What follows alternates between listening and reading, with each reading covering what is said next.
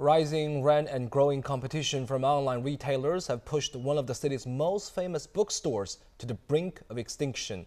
Jifeng Books once had 8 outlets in town, but it has been shutting stores one by one over the past few years until there are only 2 left.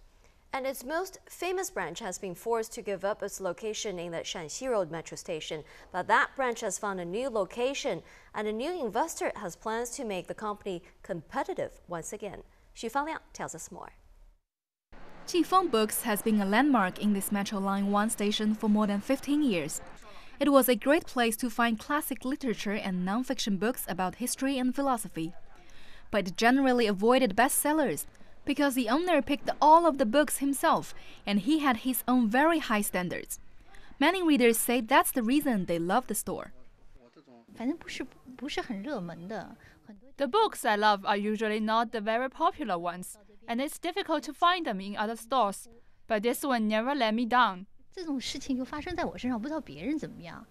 But there aren't enough readers like Shen to keep the store in business, and Jifeng has struggled to make a profit for years. Liu Xiaoming, who has worked at this store for more than 10 years, told ICS she has watched a troubling phenomenon develop.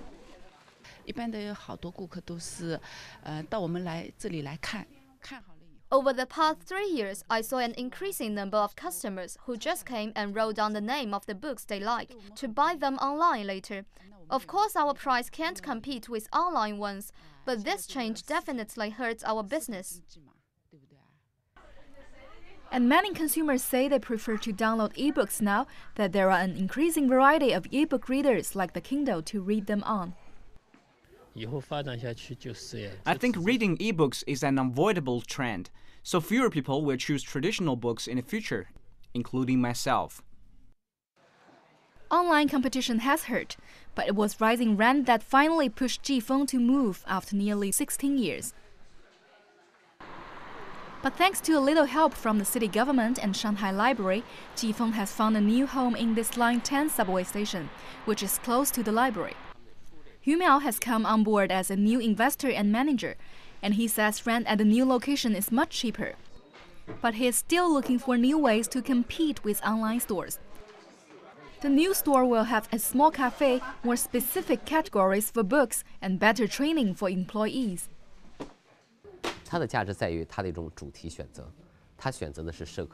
The previous founder of Jifeng is still working with us. He will continue to take charge of choosing books.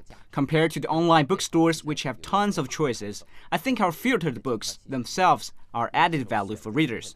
Besides that, we will improve the store through details like the coffee and the service. When the decorations are finished on this room, it will be the bookstore's reading center. Hu says they will invite writers to visit the store and talk with readers. The old store didn't do that, and retail experts say a reading center is a good way to compete with online rivals.